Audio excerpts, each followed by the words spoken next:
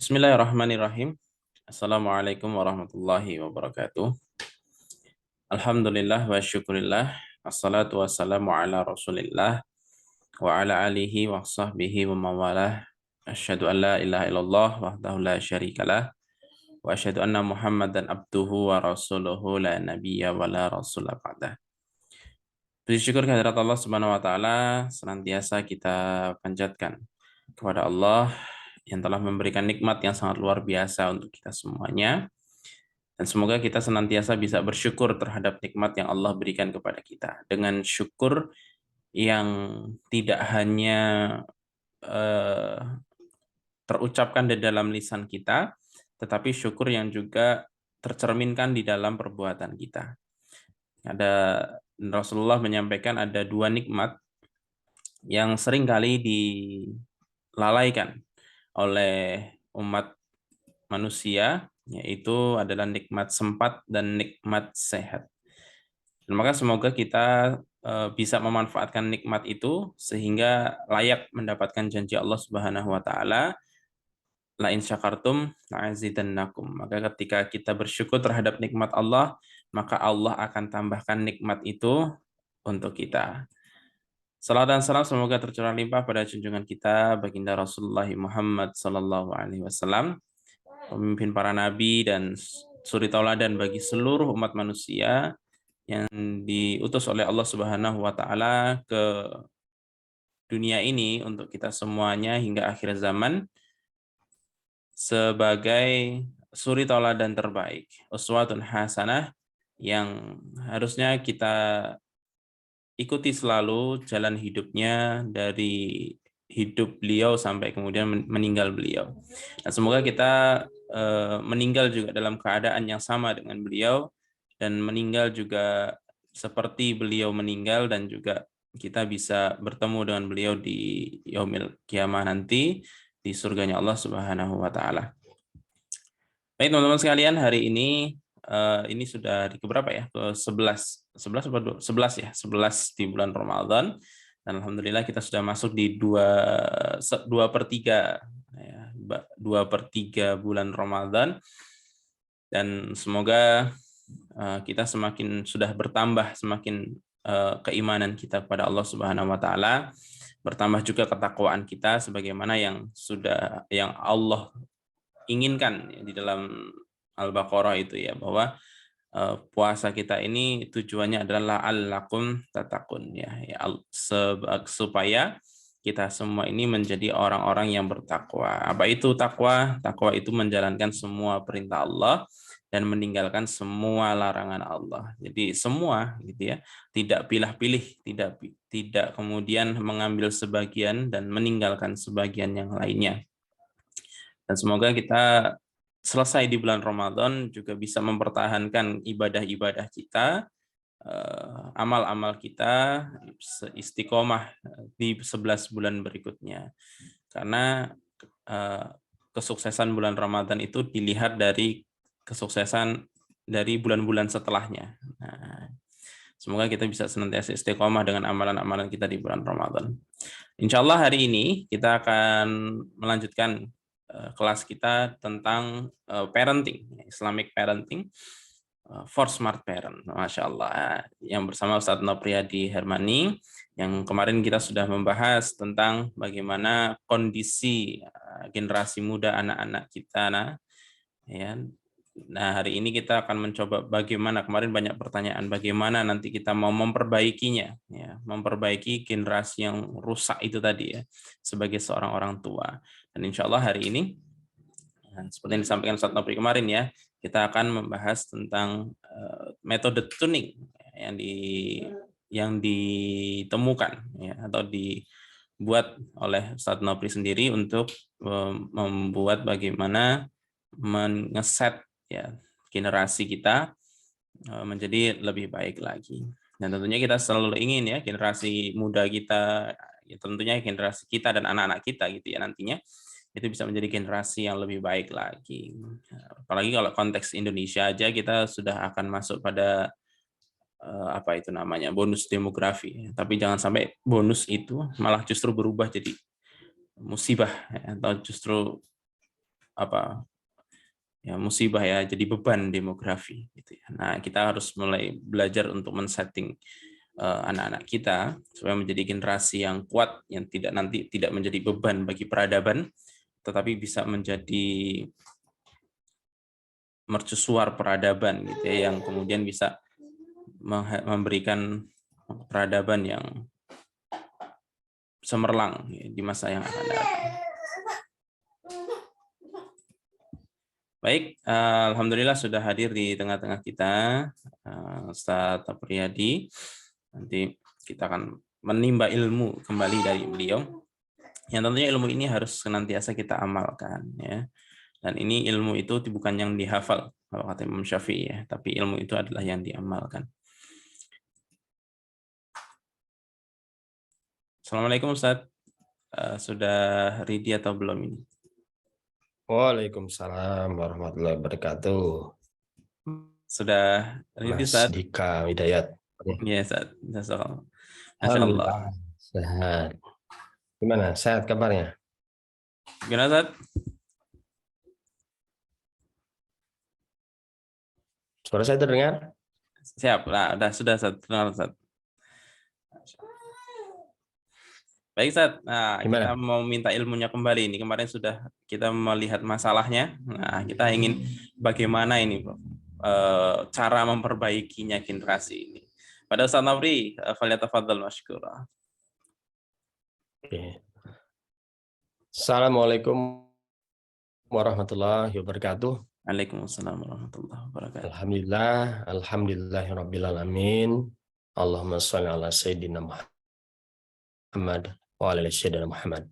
Alhamdulillah Allah memberikan nikmat yang berlimpah, Allah memberikan nikmat iman, Allah memberikan nikmat Islam, Allah memberikan nikmat kesehatan, dan banyak lagi nikmat-nikmat yang lain yang Allah berikan pada kita semua, sehingga pada hari ini kita bisa ketemu lagi di acara parenting Islamis tapak hidup ya. Nah, kalau pertemuan sebelumnya kita membahas masalah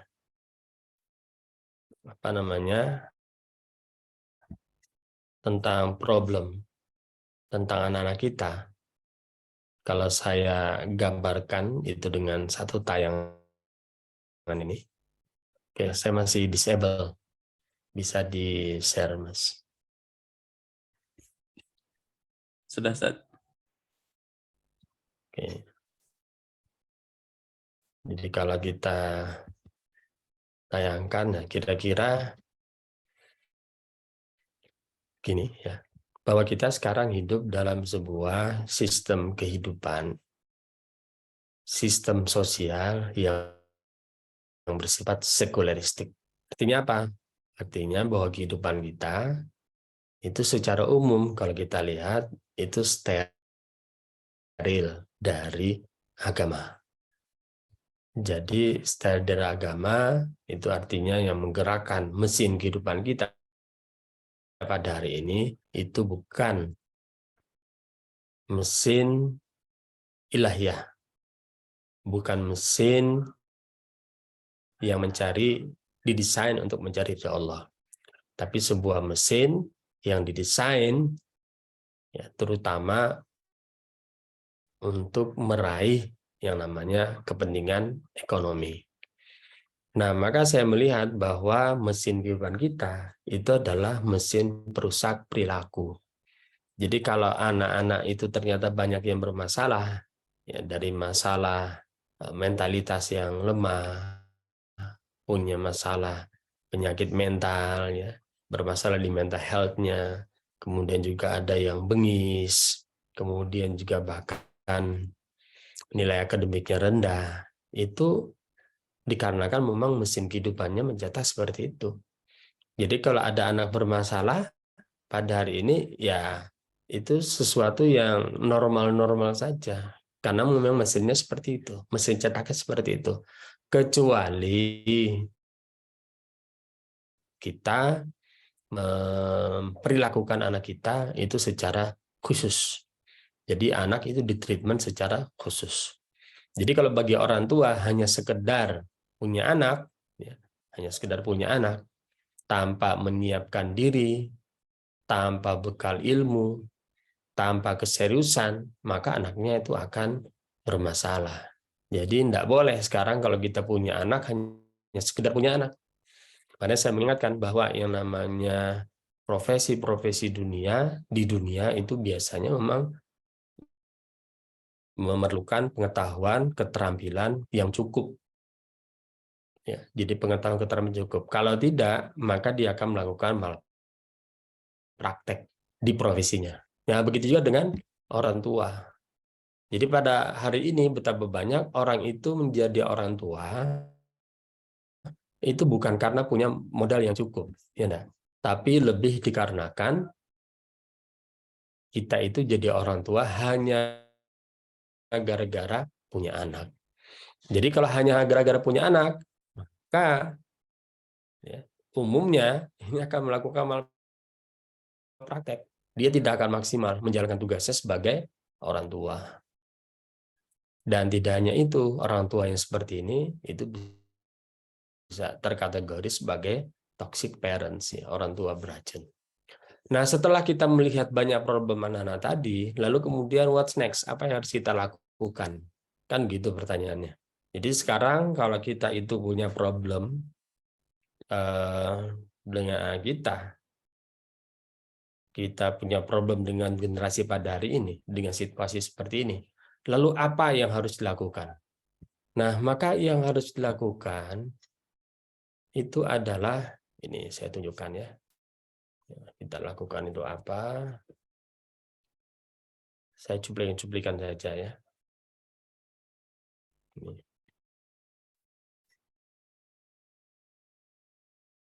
Oke, saya ingin tunjukkan bahwa yang dibutuhkan oleh anak kita sekarang itu ini kira-kira. Ini. Orang tua yang mencintai mereka. Orang tua yang memahami kewajibannya. Orang tua yang memahami situasi zaman now. Orang tua yang memiliki kompetensi. Orang tua yang memiliki konsep dalam mendidik anak. Ya, kira-kira 5 ini. Ya, mungkin kalau mau nambahkan silahkan. Loh, kok ada kata-kata orang tua yang mencintai mereka? Apa selama ini orang tua itu tidak mencintai anaknya? Secara fitrah memang kita itu mencintai anak kita. Tapi dalam kehidupan yang modern ini tidak mustahil ada orang tua, bahkan mungkin juga tidak sedikit, cinta mereka itu terkikis, terdegradasi karena kesibukan biasanya, karena problem di kantor, karena problem masyarakat, karena problem karir, sehingga mereka lupa dengan anak yang mereka cintai. Jadi ukuran cinta itu, ya, yang namanya orang tua ketika mencintai anaknya, itu dia mesti ada perasaan ingin anaknya mendapatkan yang terbaik dari hidupnya. Jadi orang tuanya ini hidup, beraktivitas, itu anaknya ingin yang terbaik dari orang tuanya. Tapi dalam kehidupan modern, ya terutama di kota-kota besar, orang tua hanya memberikan energi sisa kepada anaknya. Maka tidak heran pada hari ini ada fenomena yang namanya ya father hunger. Pernah dengar ya istilah father hunger? Jadi fenomena di mana anak-anak kehilangan sosok bapak. Dan bahkan ada sempat ditulis ya. Jadi kalau Anda lihat sempat ada tulisan terkait masalah itu father hunger. Anak-anak banyak yang merasakan, mereka tidak merasakan sosok bapak. Bapaknya ada nggak? Ada. Tapi bapak yang hadir itu adalah bapak sebagai algojo. Bapak sebagai musuh. Bapak yang membuat mereka insecure, merasa tidak aman. Jadi dia tidak merasakan sosok bapak yang mengayomi. Bapak yang menjadi leader. Yang mengarahkan anaknya mau kemana. Bapak yang membersamai anaknya mau kemana? Bapak yang memberdayakan anaknya. Ya. Bapak yang mampu menjadi model bagi anak-anaknya. Itu nggak dirasakan. Dan fenomena father hunger ini tidak hanya terjadi di kota-kota besar, sampai pada hari ini, ya mungkin ini merata. Ya. Jadi kalau pertanyaan tadi, apakah orang tua itu mencintai anaknya? Belum tentu pada hari ini. Bahkan tidak hanya bapak, betapa banyak juga ibu, ya, karena saking sibuknya, mereka kemudian menyerahkan anak itu kepada, misalkan menyerahkan pendidikan anak itu ke sekolah, mempesantrenkan anak sedini mungkin, ya, sedini mungkin, bukan karena ingin anaknya soleh, jadi hebat, tapi karena memang tidak punya waktu untuk mendidik anak, ya, atau mungkin menyerahkan anaknya kepada kakek neneknya, karena memang tidak punya waktu. Nah, ini yang menjadi problem. Nah, yang kedua yang yang dibutuhkan anak kita adalah orang tua yang memahami kewajibannya. Jadi mendidik anak itu merupakan kewajiban dari orang tua. Jadi dalam Quran surah At-Tahrim ayat 6, ya ayyuhalladzina amanu qu anfusakum wa ahlikum nara wa quduhan nas wal hijarah. Hai orang-orang yang beriman, peliharalah dirimu dan keluargamu dari api neraka yang bahan bakarnya adalah manusia dan batu. Kan jelas ini. Ya. Jadi ada perintah dari Allah, pelihara dirimu dan keluargamu dari neraka, ya kira-kira begitu ya. Jadi ketika ayat ini turun, ada sahabat yang bertanya kepada Rasulullah, ya Rasulullah, kami akan menjaga diri kami, lalu bagaimana menjaga mereka? Jadi sahabat itu paham bagaimana menjaga dirinya, tapi menjaga mereka, ini berarti menjaga anak dan istri. Ya enggak? Jadi menjaga anak dan istri. Jadi ayat ini, ayatnya laki-laki.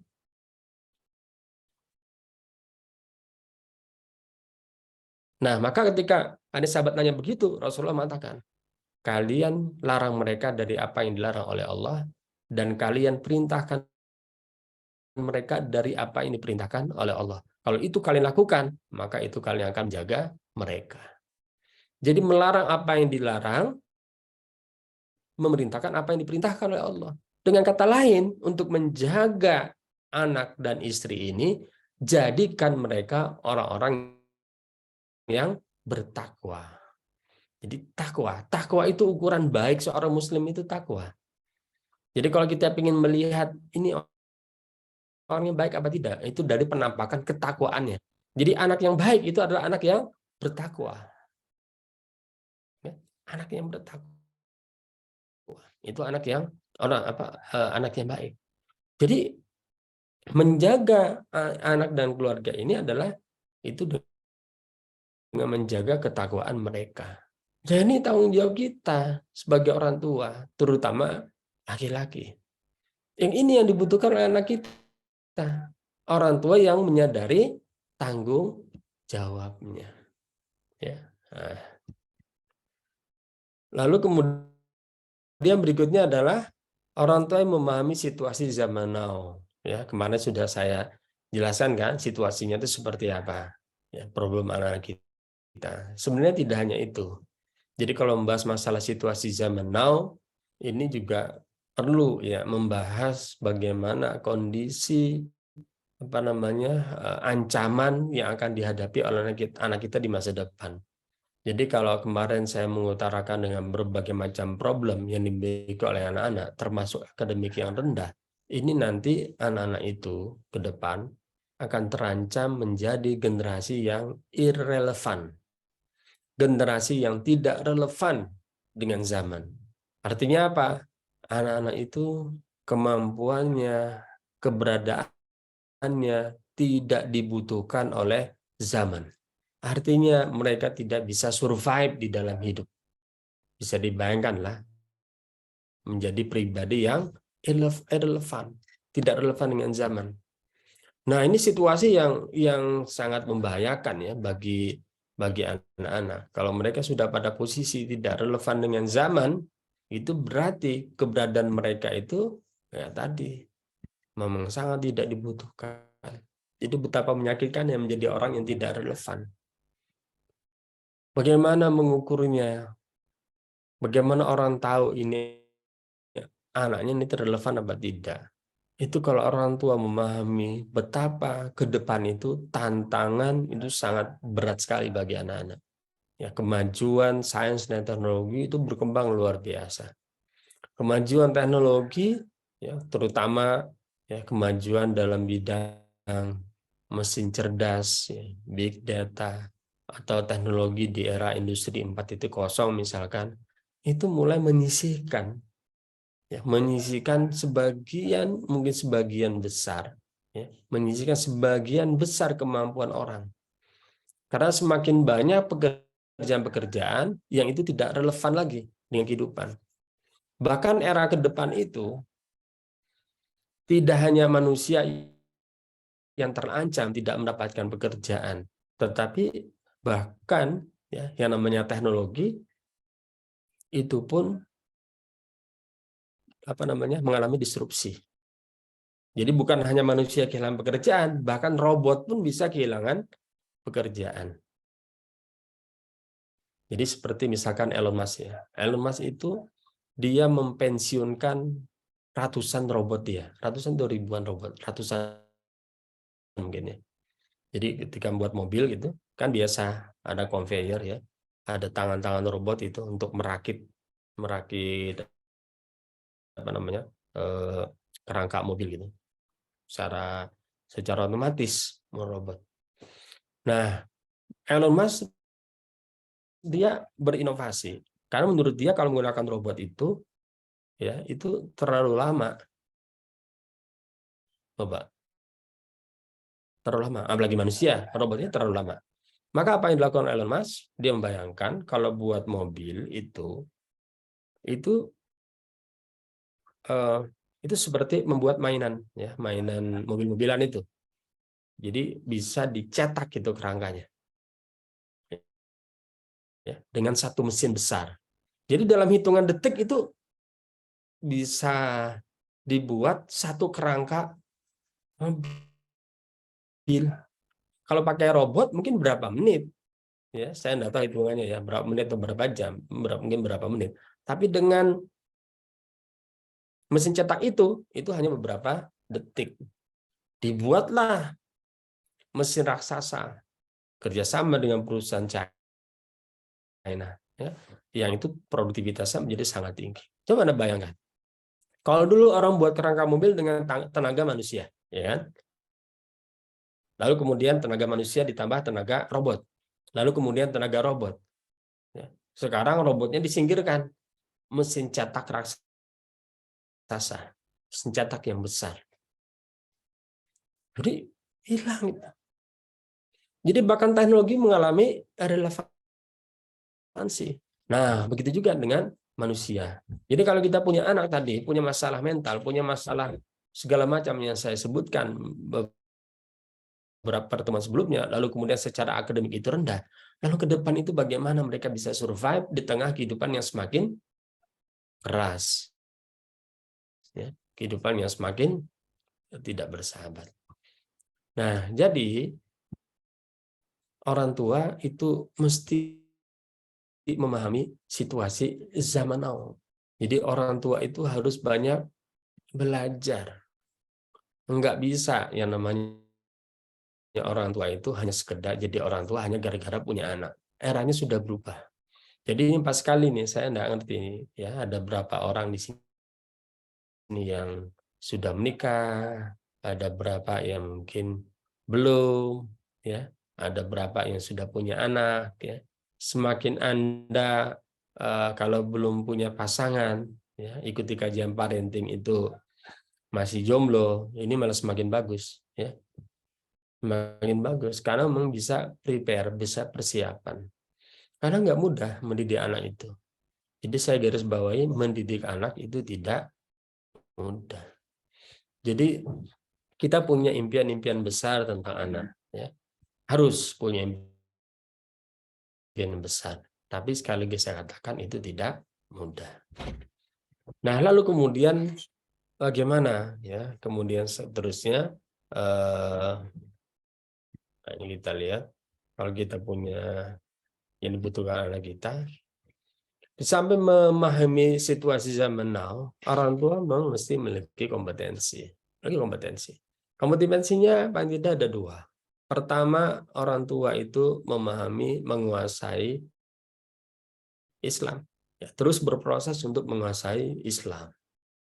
Kemudian yang kedua, orang tua itu mesti memiliki ilmu sunatullah yang dibutuhkan. Ilmu sunatullah. Jadi parenting itu salah satu ilmu sunatullah. Ya. Ilmu sunatullah yang lain, kalau kita ingin mendidik anak kita, itu kita menjalani peran. Ya, kalau ibu-ibu misalkan ya, banyak sekali perannya nih. Seorang ibu itu tidak hanya melahirkan anaknya, tetapi ibu itu mesti bisa menjalankan peran sebagai seorang guru bagi anaknya. Guru anaknya masih bayi, guru anaknya masih PAUD, guru anaknya yang TK, guru anaknya saat SD, saat SMP, saat SMA, sampai saat bahkan anaknya ketika perguruan tinggi. Kan harus jadi guru yang hebat kan? Kemudian orang tua tidak hanya itu, tapi dia harus bisa menjadi chef, ya, tukang masak yang hebat. Ah, pakai GoFood Pak, gitu. Ya bolehlah ya. Tapi kalau tidak kalau mengandalkan GoFood ya berarti harus jadi ahli gizi. Tidak sekedar pesan makanan, tetapi mesti bagaimana gizi anaknya itu adalah gizi yang optimal. Optimal itu menyeimbangkan ya antara keuangan dengan kesehatan, ya. Jadi tidak hanya sehat banget, terbaik ya, kalau uangnya nggak cukup harus bisa menyeimbangkan. Berarti apa? Ibu itu harus jadi ahli keuangan, ya kan? Ahli keuangan, ahli akuntansi sederhana dalam rumah tangga. Terus ibu juga mesti menjadi psikolog bagi anak-anaknya, menjadi psikolog karena dihadapi anak-anak ya, yang punya jiwa, yang punya pikiran, punya naluri. Nah, orang tua, ibu harus paham karena ibu yang sebagian besar berinteraksi dengan anaknya. Jadi mesti jadi psikolog perkembangan karena anaknya itu kan berkembang, ya tumbuh berkembang. Orang tua tahu mesti dasar-dasar itu. Apalagi ibu juga mesti di samping menjadi seorang psikolog, dia bisa menjadi dokter, perawat, dokter pertama bagi anaknya. Tidak kagetan ketika ada masalah dengan anaknya. Anaknya panas, tiba-tiba kejang-kejang. Lah, kalau ibunya nggak ngerti, panik. Ya kan? Kalau panik sudah bisa berbahaya. Jadi ibu harus tahu nih apa harus dilakukan ketika anaknya itu kejang-kejang. Ya. Jadi ibu juga harus bisa jadi dokter pertama bagi anaknya. Jadi apa lagi ibu? Ya. Nah, untuk menjadi banyak multiprofesi ini, ibu harus memiliki ilmu sunatullah yang banyak. Ya, kalau ilmu Islam udah pasti ya, tapi ilmu sunatullah pun itu pasti harus dikuasai. Jadi kalau ada seorang perempuan sekolahnya tinggi-tinggi misalkan, lalu kemudian dia tidak berkarir untuk secara finansial ya, tetapi berkarir di rumah tangga, dia memilih ke rumah, oh itu pilihan yang hebat, nggak boleh direndahkan. Karena untuk mendidik anak itu butuh ibu yang memang juga hebat. Ya, karena di sini sebagian besar ibu-ibu ya, atau calon ibu. Nah, ini kan sebagian besar ibu ya. Nah, lalu kemudian berikutnya orang tua yang memiliki konsep dalam mendidik anak. Nah, ini punya konsep yang jelas. Kemarin saya sampaikan bahwa problem yang disampaikan oleh seorang ulama besar Ibnu Qayyim, kerusakan pada diri anak itu kebanyakan datang dari sisi orang tua. Jadi orang tualah yang mesti bertanggung jawab. Nah, lalu kemudian, dan ini saya ingin tunjukkan sebentar ya. Masih kelihatan ya slide-nya? Oke. Sebelum masuk konsep tuning, saya tunjukkan ini. Saya sering bertanya nih kepada yang namanya orang tua, kalau di acara parenting ya.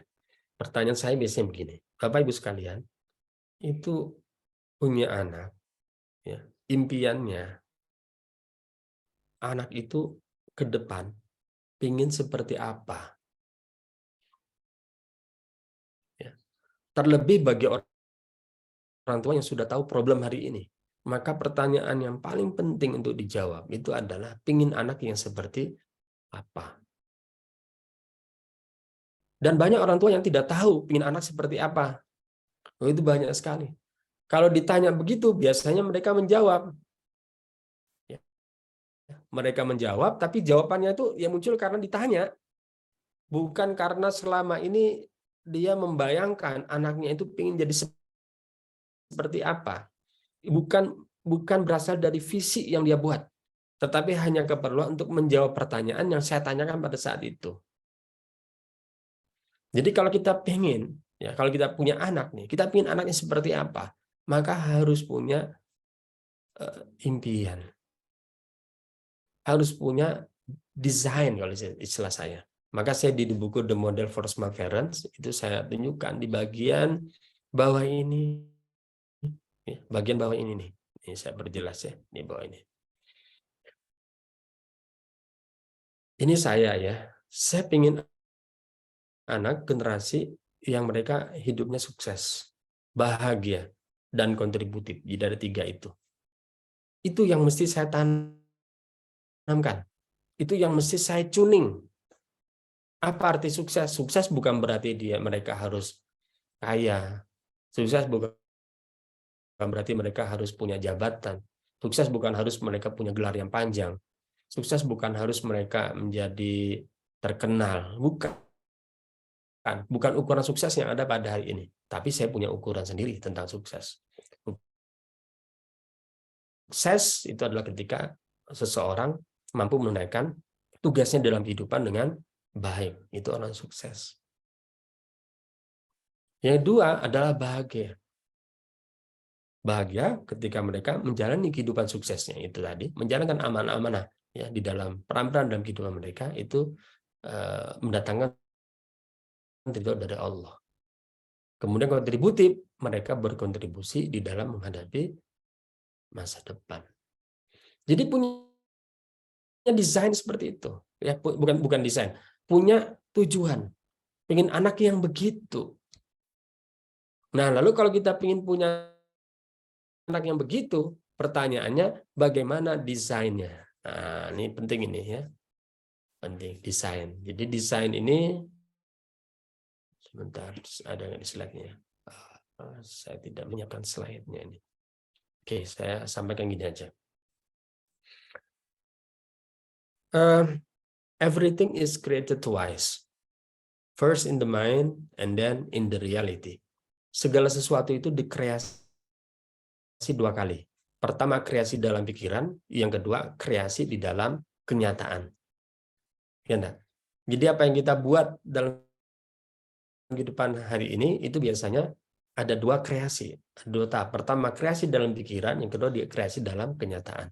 Coba lihat gedung bertingkat. Itu pasti ada kreasi pertamanya, ada desainnya, ada maketnya. Begitu juga kalau kita buat baju nih. Buat baju ini pasti ada modelnya kan, ada desainnya, itu kreasi pertama. Bahkan Mas Dika Widayat buat acara ini pasti ada desainnya. Enggak, sebelum direalisasikan ada desainnya. Nanti pembicaranya siapa, materinya apa, itu desainnya. Ya, kacamata juga begitu, lihat. Itu mesti ada desainnya. Jadi hampir semua yang dibuat manusia itu ada desainnya, ada kreasi pertamanya. Nah, saya ingin buat statement ya.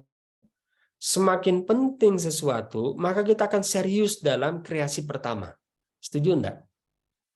Jadi kalau ada nih tukang buat baju ya, kemudian saya menjahitkan baju di situ ya, lalu kemudian ada Pak Presiden juga menjahitkan baju di situ.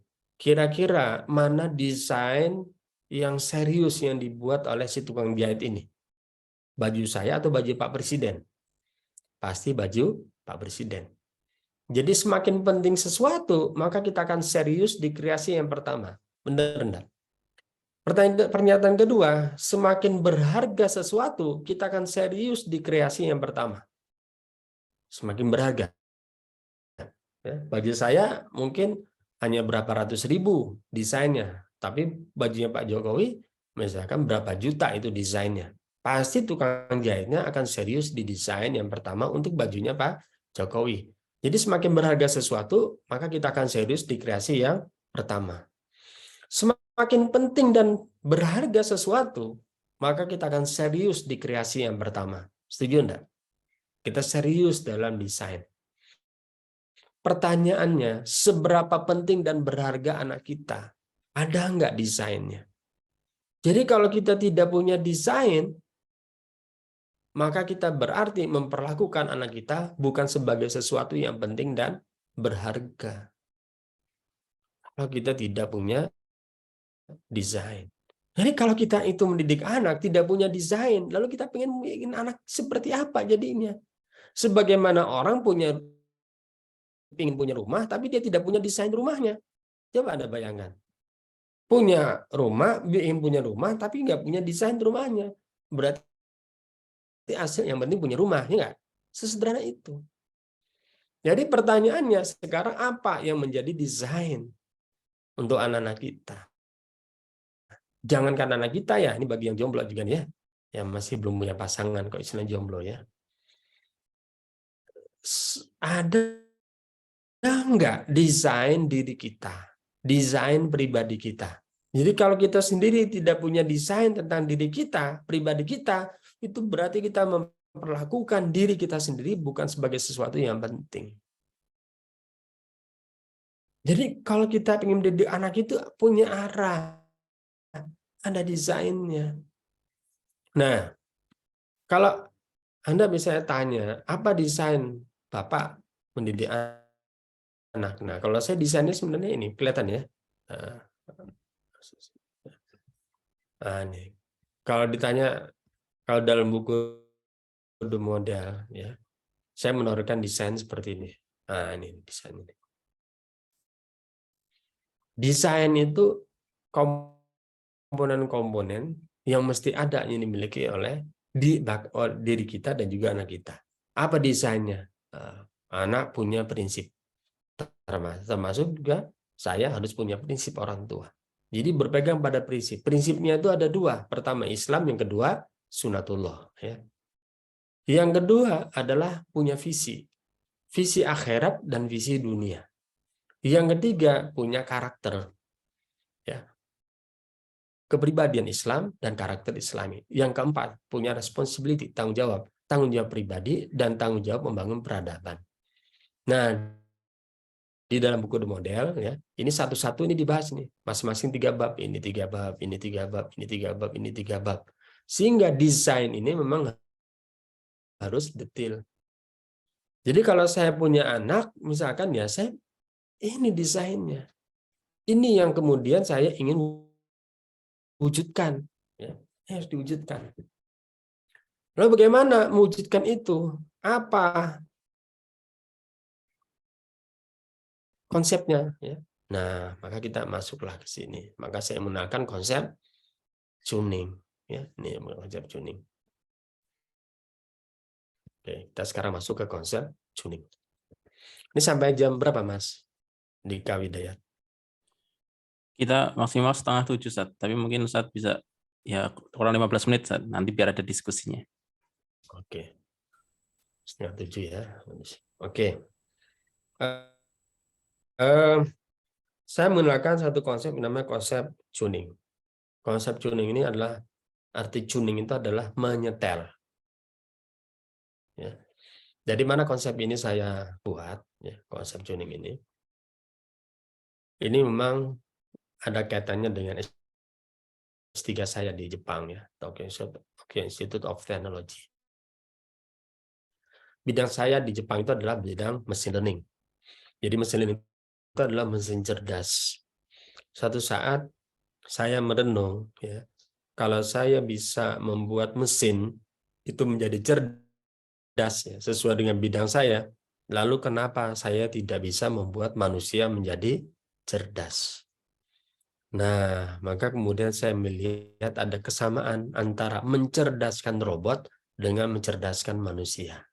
Kesamaan itu adalah pada istilah tuning, ya, konsep tuning. Maka kemudian dari memintarkan robot, nah saya ingin memintarkan manusia. Buatlah buku yang namanya The Model. Ya, ini salah satu bagian. Di The Model ini kan ada 3 bagian. Ya. Jadi bagian pertama itu terkait role model. Kok jadi lupa ya. Self Jadi model, ada 3 bagian. Yang pertama adalah self model, yang kedua adalah role model, yang ketiga adalah the model itu sendiri. Nah, self model itu berbicara tentang konsep tuning ini, ya. Jadi ilmu sunatullahnya bagaimana membentuk manusia, bagaimana membentuk diri kita, bagaimana membentuk anak kita. Itu self model, ya, di bagian pertama, yaitu beberapa bab. Nah, dari buku ini kemudian saya turunkan menjadi buku The Model for Smart Parents. Ini aplikasinya di Smart Parents ini, ya. Jadi dari sini aplikasinya di buku The Model for Smart Parents. Nah, di poin penting, ya, dalam konsep tuning itu yang pertama adalah kita mengenali apa yang disebut sebagai model diri. Kalau di dunia robot itu ada istilahnya model matematik. Model matematik ini merupakan, ya, model matematik nih Anda bisa lihat di sini, ya. Itu rahasia kecerdasan robot.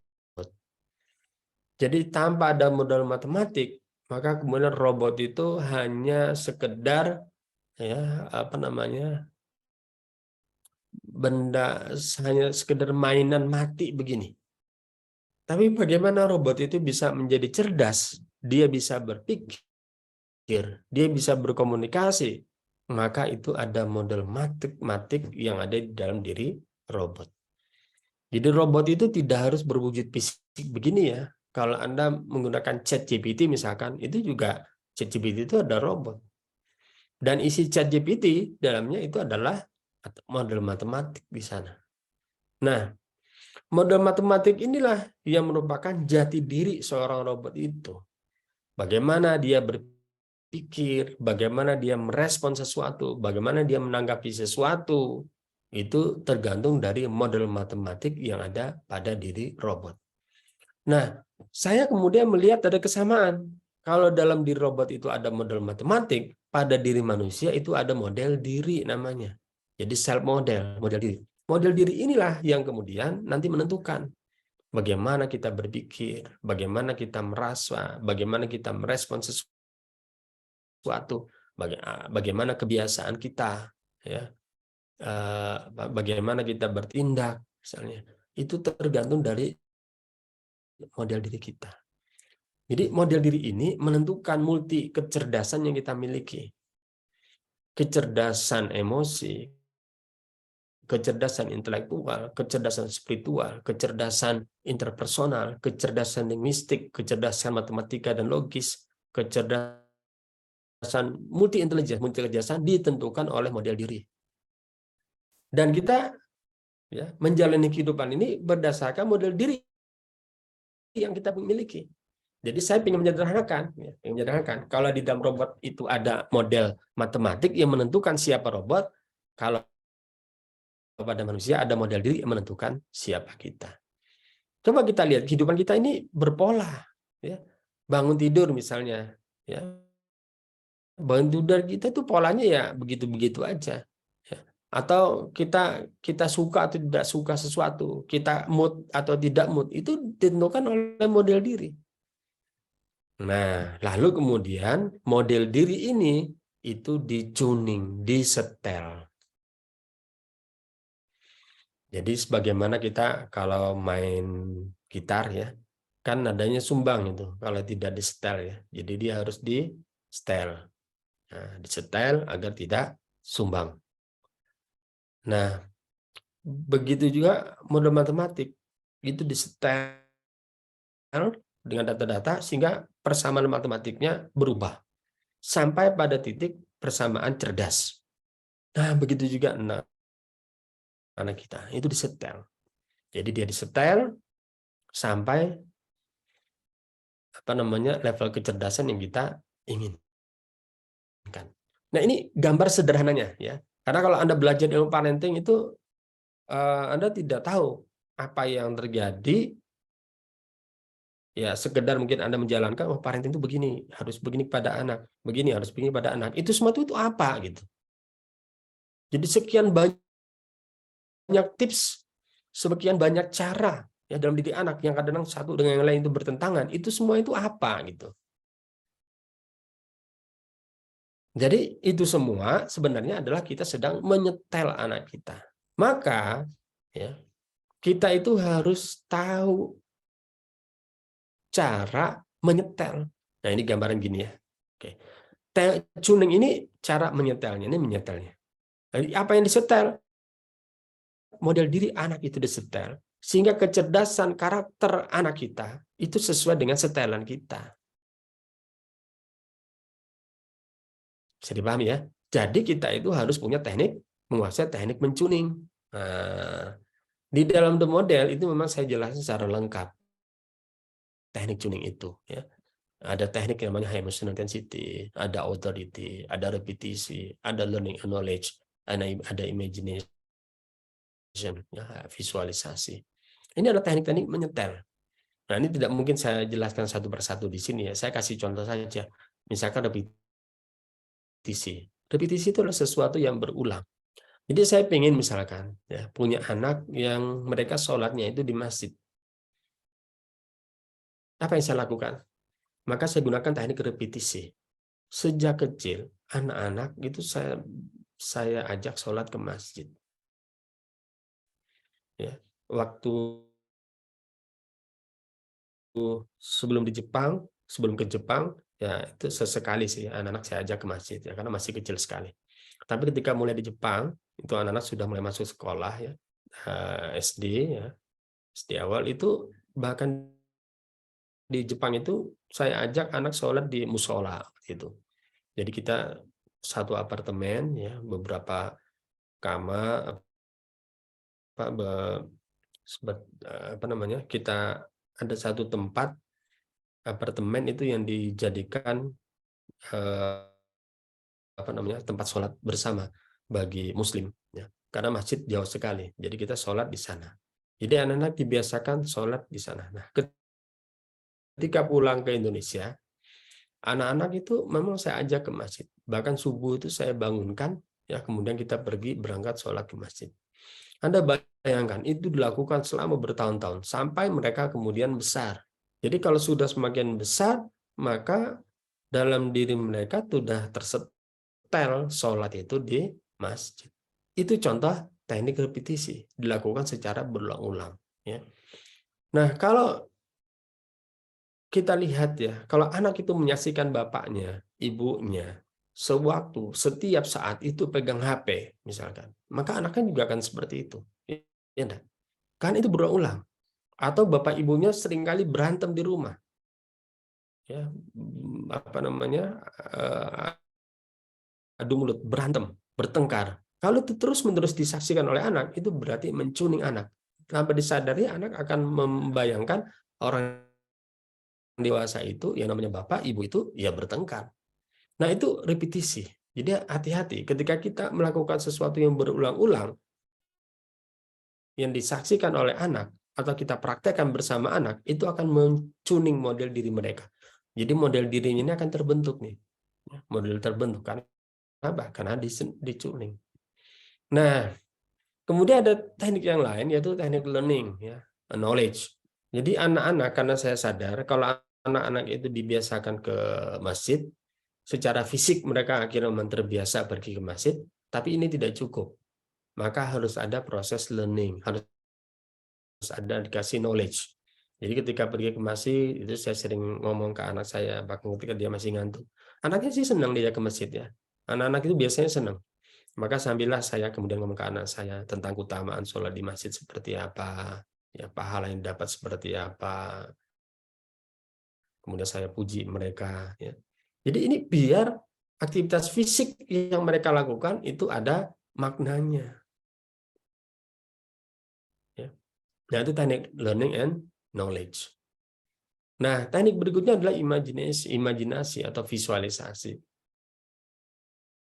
Anak-anak mesti sering diajarkan tentang visualisasi, terutama terkait bagaimana mereka ke depan. Dalam beberapa hal, yang namanya visualisasi itu bisa mengubah dengan cepat ya pada diri kita. Jadi saya itu dulu waktu SMA itu paling takut kalau ngomong di depan panggung.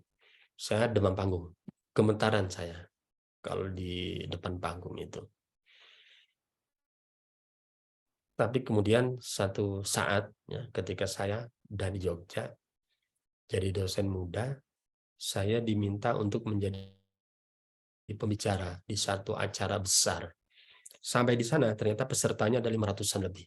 Padahal saya orangnya demam panggung. Ya.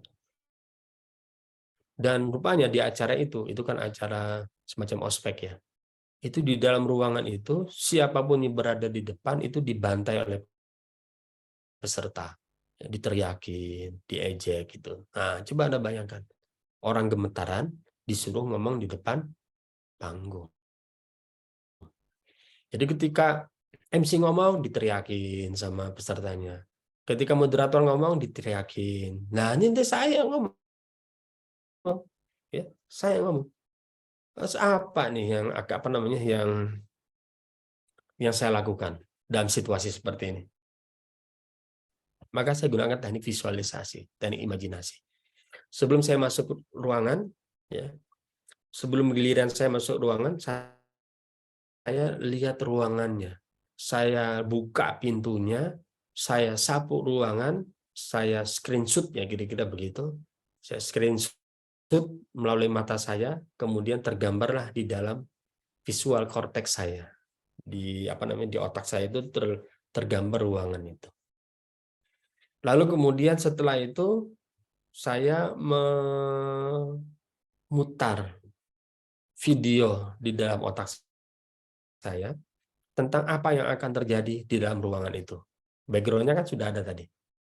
Ya, background ruangan sudah ada. Nah, saya bayangkan apa yang akan terjadi. Itu teknik visualisasi saya. Nah, sehingga sampai yang tadinya saya deg-degan, sampai kemudian saya itu tidak sabar ingin segera maju ke depan panggung. Ya. Dan benar, ketika saya maju depan panggung, wah peserta emang chaos ya, teriak segala macam itu. Oke. Terus saya jalankan saja apa yang menjadi di dalam visual cortex saya. Kemudian saya ucapkanlah satu kata-kata yang membuat mereka diam. Apa kata-kata itu kira-kira? Coba kebayang nggak? Yang membuat mereka itu akhirnya tidak ribut. Tadinya tidak tertata, akhirnya mereka tertata. Sederhana yang saya ucapkan, saya cukup salam saja. Tapi karena saya megang mikrofon, suaranya kencang, maka saya ucapkan salam seperti seorang ustadz ya. Assalamualaikum warahmatullahi wabarakatuh. Apa yang terjadi? Mereka langsung keluar. Waalaikumsalam warahmatullahi wabarakatuh.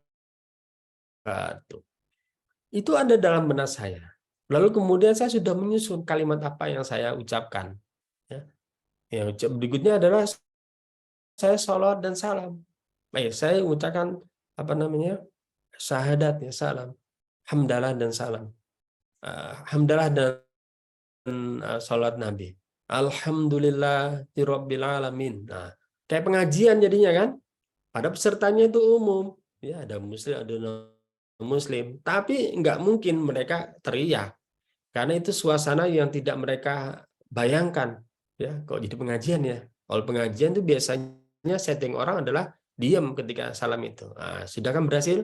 Setelah saya ucapkan itu baru saya mulai cerita. Nah, kalau diceritakan itu orang mulai mendengarkan, mulai memperhatikan. Saya katakan begini, sebelum saya ke sini, nah mereka dengerin.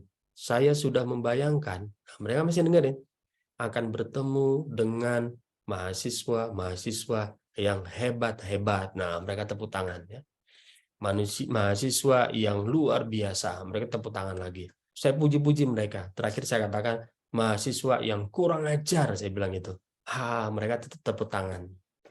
Udah dalam kendali kita. Maka setelah itu peserta ketika saya suruh berdiri, saya suruh duduk, sebagian saya suruh keluar, saya suruh masuk lagi, keluar masuk lagi, sudah dalam kendali. Itu namanya teknik visualisasi, imajinasi. Nah, itu tinggal diterapkan ya di dalam parenting. Nah, jadi orang tua harus banyak cara ya, punya banyak teknik untuk mentuning anak-anak. Jadi bahkan ini bisa dipakai untuk mentuning diri sendiri ya. Jadi tidak hanya mentuning anak tapi juga mentuning orang lain. Nah, maka dengan demikian ya, kalau kita itu punya ini saya ingin tunjukkan satu slide ya. Nah, sini tidak ada ternyata. Di sini yang ada saya tunjukkan. Biar tergambar. Sebentar. Tunjukkan slide.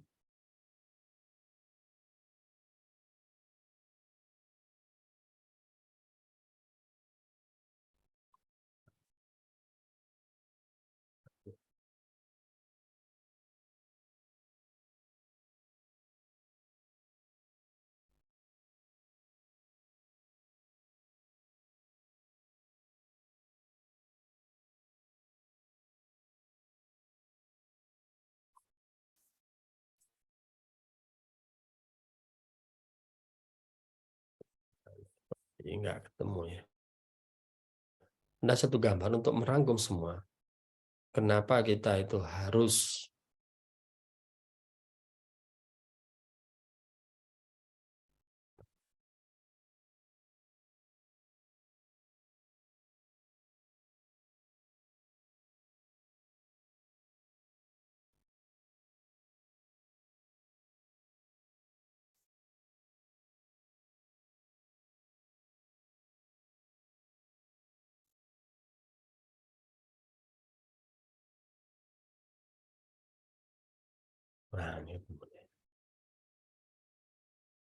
ini saya ingin memperjelas ini.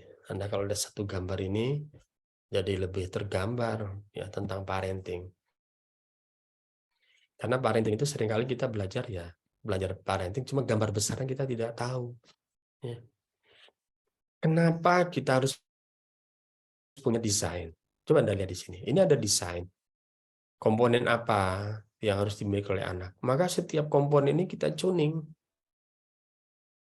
Sehingga model diri anak, ya bahkan diri kita sendiri, itu ada komponen-komponen ini. Sehingga nanti pribadi anak kita atau pribadi diri kita bahkan itu akan sesuai dengan desain ini. Kalau nggak sesuai banget, paling nggak dekat-dekati itu. Itu ada desain ini. Ya. Nah, bayangkan sekarang kalau orang tidak punya desain, dia tahu teknik mentuning anak, tahu menyetel anak, tahu apanya yang mau disetel, mau jadi apa? Hanya sekedar tahu bagaimana teknik-teknik menyetel. Atau kalau ada orang tua yang punya desain, tapi tidak tahu bagaimana menyetelnya, tidak tahu bagaimana tekniknya. Lalu kemudian anaknya jadi seperti apa? Jadi dua ini mesti dikuasai. Dan ini tidak hanya untuk pendidikan anak ya, bahkan untuk self development, pengembangan diri kita. Kita itu pengen jadi orang seperti apa sih? Punya nggak kita desainnya? Ya. Kalau kita punya desainnya, lalu gimana cara mewujudkannya? Atau kita tahu bagaimana cara mewujudkan diri kita, cara mengembangkan diri kita. Kita tahu teknik-tekniknya. Lalu kemudian kalau kita tahu tekniknya, kita pengen jadi orang seperti apa? Kalau kita tidak punya desain, ya juga nggak bisa. Ya. Jadi dua-dua ini harus dimiliki oleh orang tua. Termasuk bagi kita yang ingin mengembangkan diri, dua-duanya harus kita miliki. Sehingga kita baru bisa berharap bahwa diri kita, pribadi anak kita, itu sesuai dengan desain yang kita harapkan. Ya, jadi memang harus seperti itu. Nah, desainnya seperti ini harus jelas konteksnya. Maka di dalam buku The Model memang itu lebih komprehensif ya. Konteksnya apa? Nah, ini dalam masalah parenting, konteks ini adalah tadi anak-anak yang punya problem, zaman yang sudah tidak bersahabat, maka kita membutuhkan sebuah desain yang sesuai dengan konteks yang ada, lalu kemudian kita punya teknik bagaimana mewujudkannya, maka kita berharap anak kita itu akan sesuai dengan desain yang kita miliki. Nah, saya kira mungkin itu ya pengantar diskusi dari saya. Kalau ada waktu ya, masih ada waktu sekitar 17 menit ya, kita bisa lanjutkan dengan diskusi. Baik, Masya Allah. Ya. Oh, ini sudah ada yang langsung raise hand. Monggo Mbak Faiz. Nah, ini langsung saja. Oke, jazakumullah khair. Assalamualaikum warahmatullahi wabarakatuh. Waalaikumsalam warahmatullahi wabarakatuh. Oke, Masya Allah Ustadz, matur nuwun ilmunya tadi. Yang ingin saya sampaikan itu demikian. Masyarakat itu kan ini tadi Ustadz menggambarkan bahwa model untuk diri saja itu harus kemudian sudah bisa selesai gitu kan. Bagaimana kemudian nanti ketika tidak selesai dengan dirinya, kita harus kemudian mendrive ke anak gitu kan. Nah, ini hari kan masyarakat kita itu tidak dimudahkan untuk mendesain dirinya. Mereka kemudian kan memang secara umum ya masyarakat kan dituntut untuk untuk survive saja kan gitu. Ya, bagaimana kemudian setiap harinya itu bisa tidak kesulitan gitu untuk taruhlah sekedar hajatul asasiyah atau kebutuhan primer gitu. Nah, ini yang kemudian kan kita sendiri di komunitas pengemban dakwah yang kemudian kita juga terbina. Ini saja juga babak belur begitu ya, membesarkan membersamai anak-anak begitu. Ini terus min aina nabda, ini dari mana kita mulai semuanya ini mengurai. Satu sisi kita sendiri juga tengah dalam kondisi yang juga babak belur, kemudian umat juga yang kemudian juga harus kita dampingi juga kadang ya satu sisi kadang tidak ngereken ya tuh bahasa Jawanya itu tidak bisa peduli dengan konten yang kita bawa karena aduh Mbak urusanku akeh gitu. Jadi ya kurang lebih demikianlah respon umat itu. Nggih. Ngapunten Ustaz, jadi curhat nggih. Assalamualaikum warahmatullahi wabarakatuh. Waalaikumsalam warahmatullahi wabarakatuh. Langsung saya tanggapi ya. Boleh, Ustaz. Jangan lupa. Jadi memang ya, yang babak belur itu tidak hanya umat. Ya, tidak hanya anak-anak. Bahkan bisa jadi tidak hanya anak kita, tapi bisa jadi bahkan diri kita sendiri babak belur, ya kan? Karena problem yang sedemikian dahsyat yang diciptakan oleh kehidupan pada hari ini, sebenarnya kalau saya ingin gambarkan tuh begini ya, ini ingin saya gambarkan biar lebih jelas lagi. Oke, ini supaya lebih tergambar. Apa sih yang terjadi?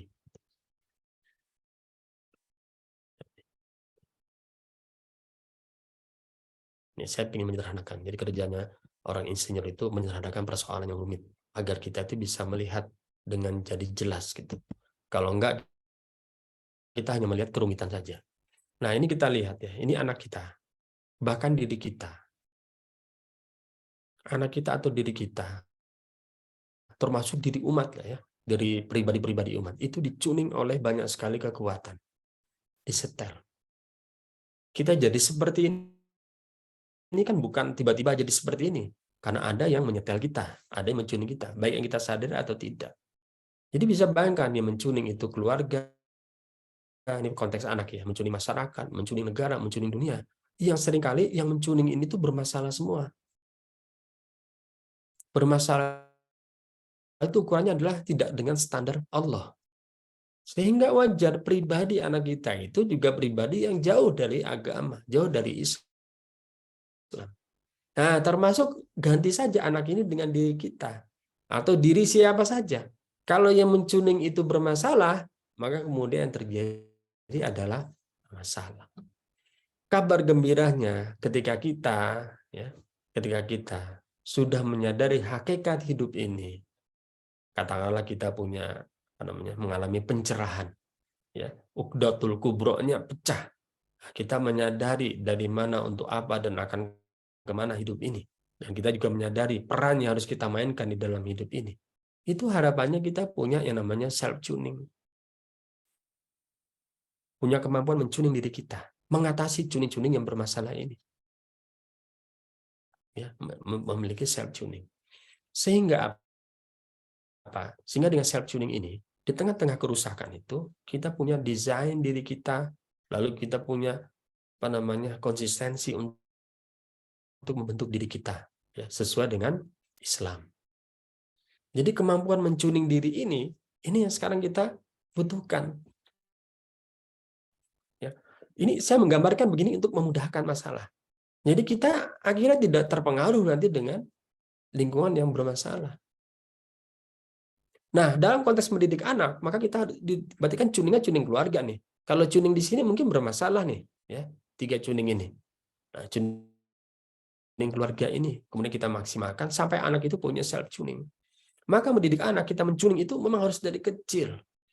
Dan bagaimana mentuning itu dengan baik, kita harus belajar punya ilmu Islam, punya ilmu sunatullah, yang itu memaksa kita untuk belajar. Dan seringkali kadang-kadang kita salah dalam mendidik anak kita. Bukan salah secara Islam, tapi salah secara sunatullah. Tidak apa-apa, ya. Terus saja dilakukan sambil kita terus evaluasi, terus kita belajar, terus evaluasi, maka sebaiknya memang ada komunitas. Ya. Terutama kalau pengembangan dakwah itu ada komunitas untuk membahas tentang anak-anak. Nah, kalau ada sekolah yang baik, ya berarti guru dengan orang tua itu bisa berkomunikasi. Karena harus ada kerjasama nih ya. Di dalam masyarakat ini katakanlah ada yang namanya komunitas, ada yang namanya sekolah. Nah ini harus dimaksimalkan nih. Dan mereka membentuk anak. Ya. Jadi hidup kita bisa jadi tadi ya tertatih-tatih tadi. Tapi itulah nikmatnya hidup. Ya. Nikmatnya hidup itu ya memang kita berada pada situasi yang tidak ideal, termasuk diri kita juga begitu.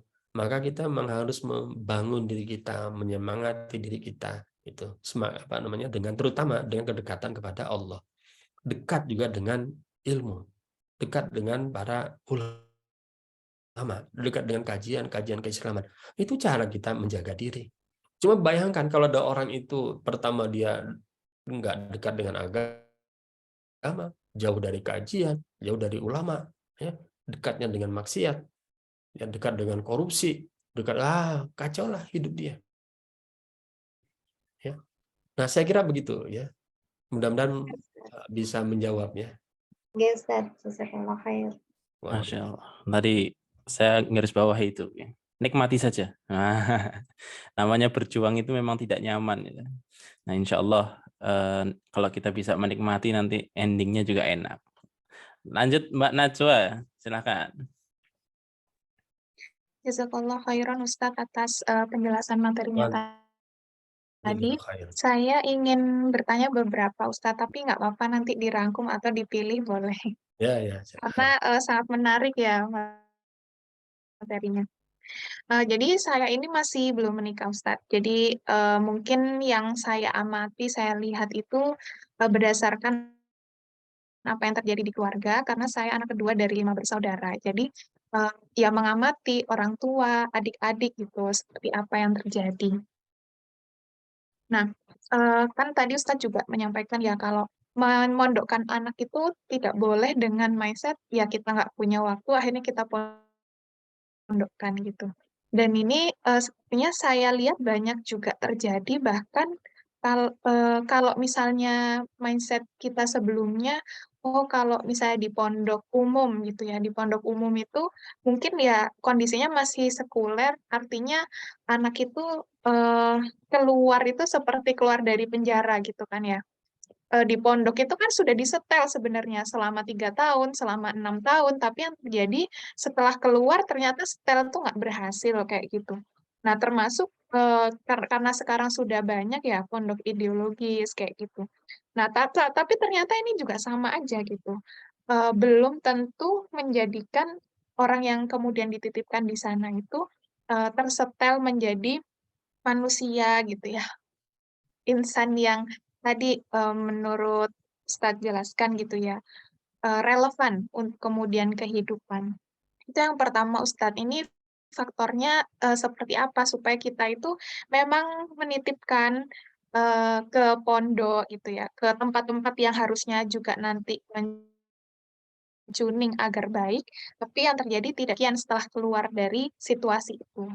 Itu yang pertama. Kemudian yang kedua tadi kan juga dijelaskan bahwa ini yang paling utama peran orang tua. Nah, karena orang tua itu sudah terpecahkan Uqdatul Kubronya, saya mengamati ya, kekinian ya di generasi 2 itu yang terjadi anak-anak itu malah tidak bersyukur ketika orang tuanya itu sudah paham terlebih dahulu, karena seolah-olah anak itu tanda kutip "dipaksa" untuk mengikuti jalan hidup orang tua. Jadi kayak, ya karena orang tuaku udah ngaji aja gitu ya, akhirnya aku jadi kayak gini, nggak bisa kayak gini, nggak bisa kayak gitu, nggak seperti orang normal pada umumnya. Dan ini kalau misalnya masih SD, SMP, SMA, mereka, terkadang masih tersistem dengan kehidupan keluarga. Tapi ketika akhirnya keluar, sama aja gitu ya, waktu ketemu di perkuliahan baru itu akan muncul jati diri yang sesungguhnya ketika sudah tidak bisa di-handle oleh orang tua secara langsung gitu. Ini seperti apa Ustadz? Artinya ya tadi ya, kalau kita sudah punya prinsip, tapi prinsip itu tidak terasa dipaksakan kepada anak, tapi ya anak akhirnya mengambil itu sebagai kesadaran gitu, bukan, "Ya karena orang tuaku kayak gini, jadi aku akhirnya harus seperti ini." Nah, saya seperti itu, Ustaz. Itu yang kedua. Yang ketiga, kan tadi sudah saya jelaskan ya, Ustaz, saya ini belum, punya anak ya, karena belum punya pasangan. Nah, tapi, tadi ya, saya punya adik-adik yang kadang, yang terjadi adalah kan kita harusnya bekerja sama nih, misalnya orang tua dengan, kakak gitu kan, terhadap adiknya tuh seperti apa gitu. Nah, tapi kan itu anaknya orang tua kita, kadang kita punya idealisme gitu, tapi yang terjadi adalah orang tua kita itu nggak seperti itu gitu. Nah, akhirnya kan ya terjadi apa, dua dua ini kan, 2 cara. Padahal kita kan sama-sama bersentuhan ya, misalnya orang tua nggak bisa secara langsung, akhirnya harus kakaknya misalnya, padahal kita punya, 2 cara yang berbeda. Nah, ini menurut Ustaz seperti apa, bijaksananya sebagai kakak?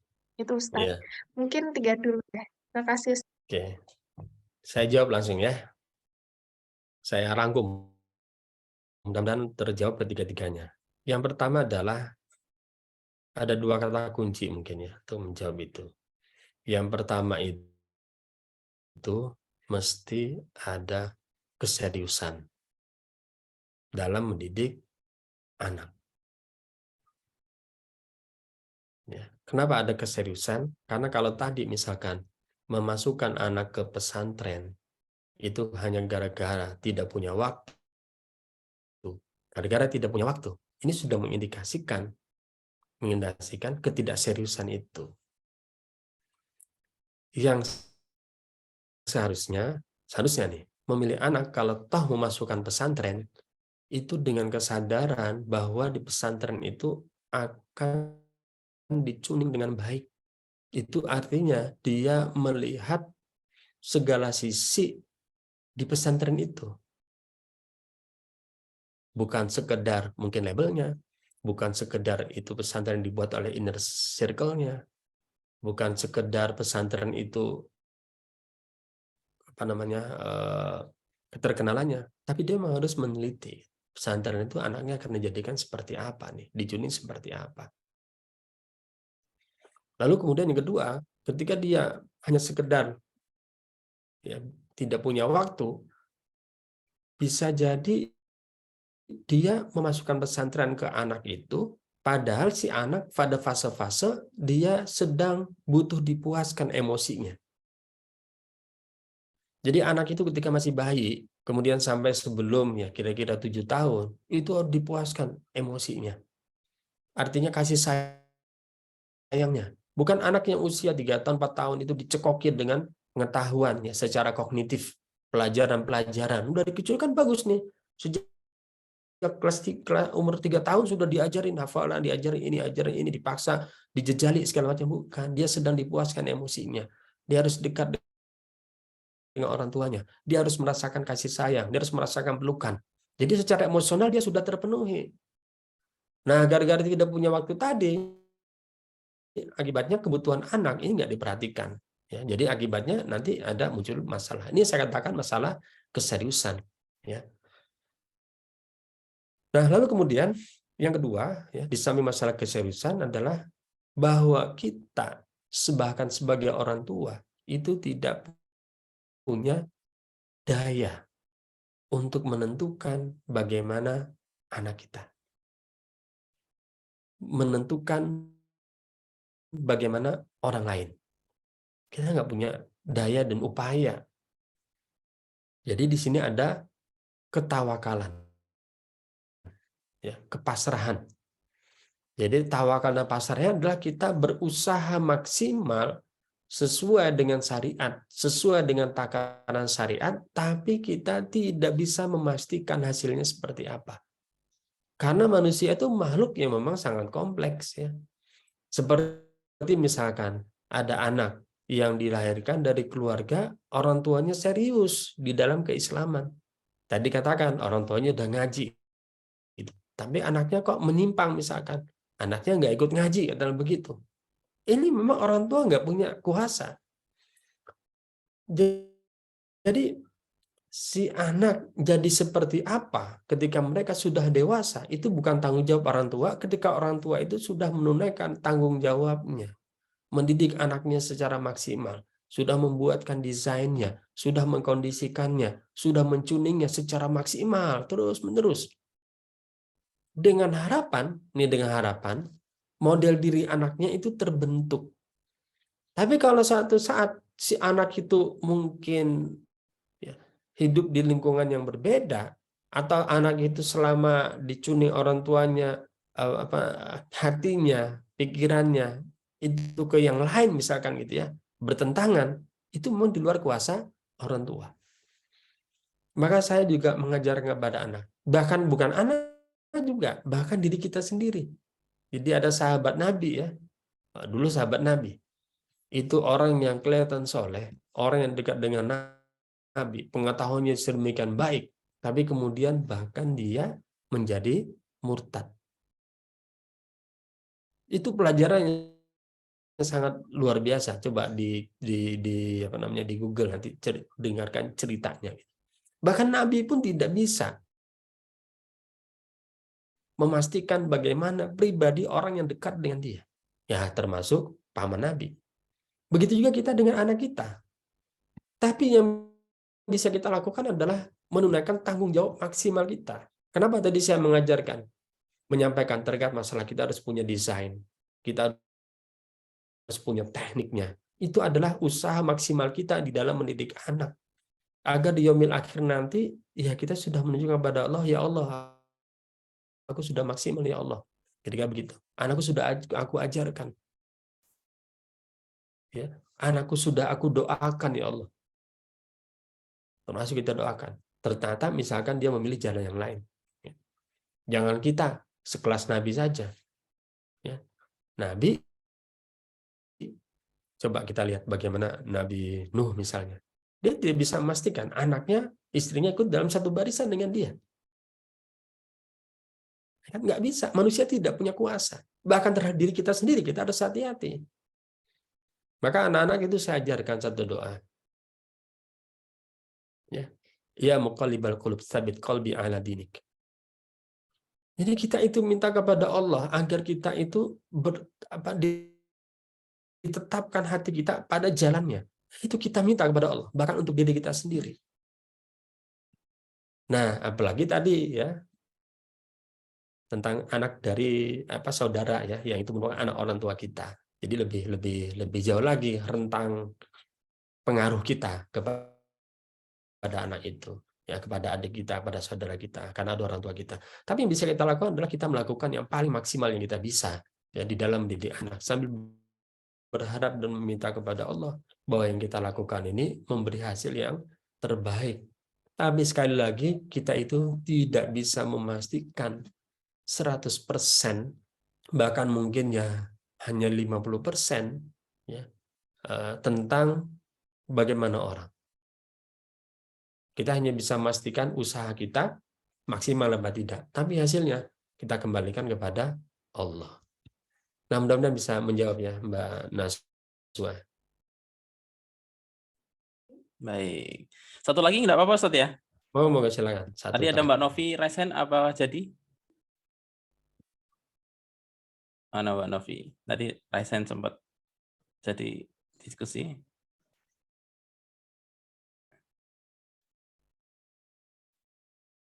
Iya, masih di mute ya. Coba.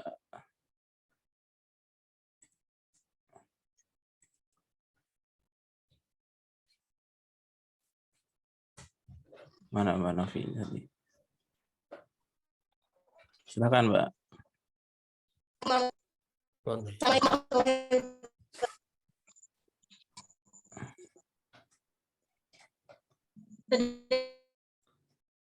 Suaranya terputus ya. Ya, suaranya putus-putus ini. Assalamualaikum warahmatullahi wabarakatuh. Waalaikumsalam. Waalaikumsalam. Ya, izin tanya Ustaz, bagaimana konsep tuning itu diterapkan bukan sejak karena orang tua baru mengetahui ilmu atau parenting ini untuk membenahi anak yang sudah terlanjur terkontaminasi dari sisi generasi, karena kan model orang tuanya bisa dilihat dengan konsep anak orang tua yang punya yang baik, ditambah lingkungan masyarakat yang mendukung kita menjadi Ya. Oke, agak putus-putus tapi sudah tangkap poinnya Ustaz ya, bahwa mentuning ini kalau sudah bermasalah bagaimana ini Ustaz?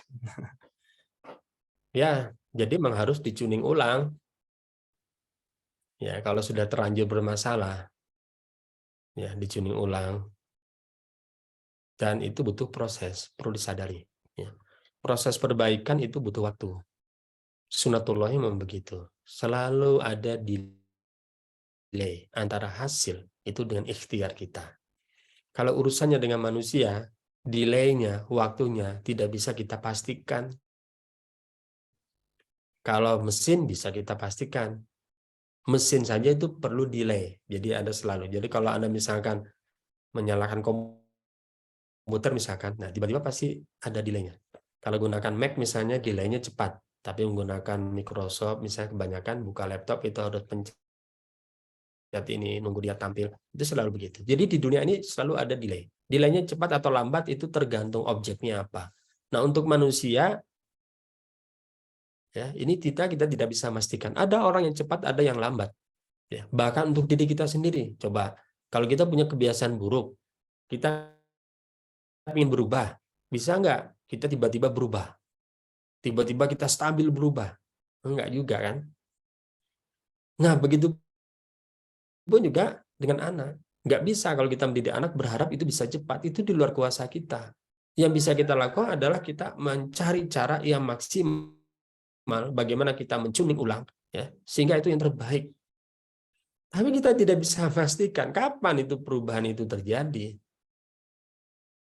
Nggak bisa kita memastikan itu. Ya, jadi mesti kita menyadari. Ya, menyadari sunatullah itu. Sehingga dengan sunatullah seperti ini, kita itu tidak lepas-lepasnya berdoa kepada Allah. Ya. Karena itu bukan urusan kita, itu di luar kuasa kita. Yang kuasa kita adalah bagaimana mencuning ulang itu sendiri. Kalau sekian lama dia dibiasakan dengan hal-hal yang buruk, akhirnya terbiasa dengan keburukan. Maka sekian lama pula kita berusaha untuk membiasakan dengan hal yang baik. Bahkan ditambah tuning yang lain, dengan pengetahuan, dengan pemahaman. Ya, untuk apa? Menghilangkan kebiasaan buruk yang lama. Maka kadang-kadang ya, orang tua, ini seringkali ini ya, bukan kadang-kadang, seringkali orang tua itu berharap anaknya itu berubah seketika. Ya ini yang seringkali kadang-kadang jadi konflik antara orang tua dengan anak. Jadi satu saat ada orang tua cerita ke saya tentang apa namanya anak-anak gitu, anak-anaknya. Jadi yang saya sampaikan sederhana. Kita berharap anak kita berubah. Ya.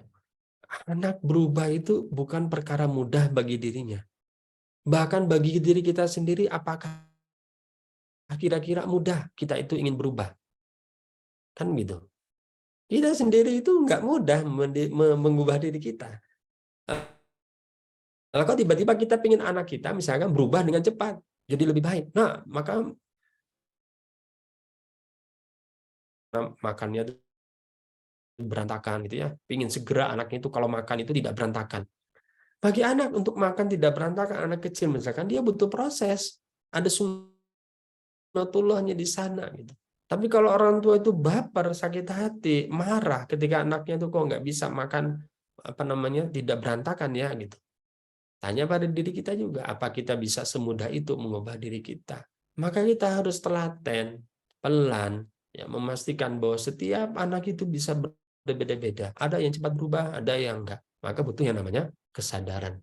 Tapi yang penting kita adalah maksimal, terus mencuning ulang, ya, dengan berbagai macam teknik tuning yang sudah saya sampaikan tadi.